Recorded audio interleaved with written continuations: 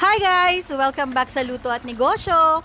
Minsan maggulay naman tayo para healthy. Pero syempre, dapat may kasamang karne. Kaya ngayon, magluluto tayo ng bet na pinakbet. Tara, simulan na natin! Ito ang mga sangkap na gagamitin. Magpainit tayo ng mantika.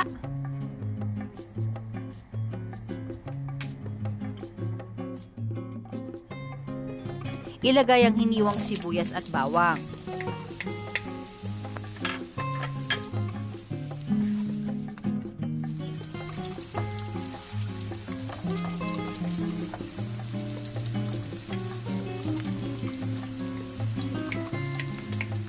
Gisahin mabuti.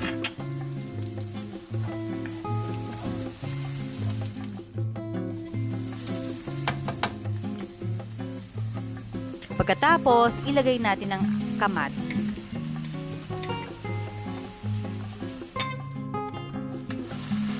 Sangkutsahin lang natin mabuti.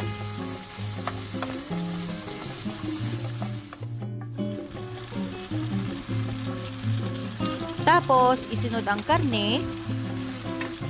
Ang ginamit ko dito ay beef meat. Pakuluan natin for few minutes.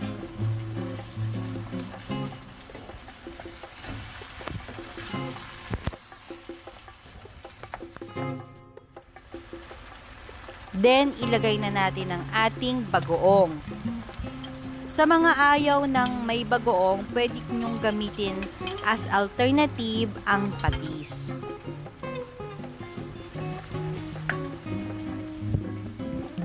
Haluin lang nating mabuti.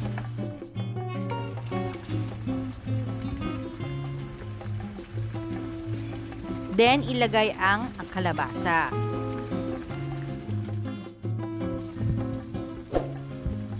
Then, maglagay tayo ng tubig at pakuluan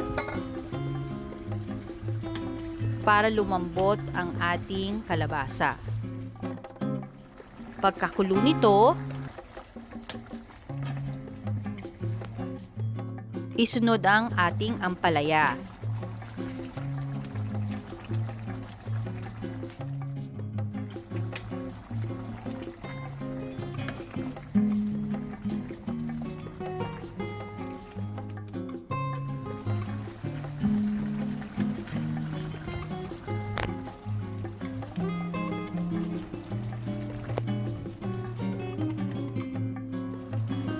Then, isunod na natin ang ating talong at syempre ang ating sitaw.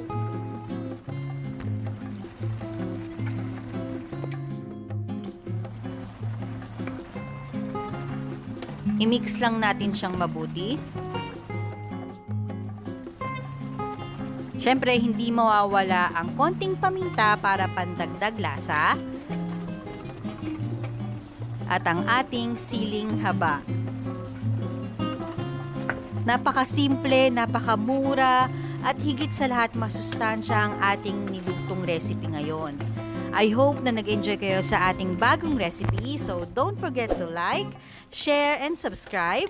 See you next time. Bye!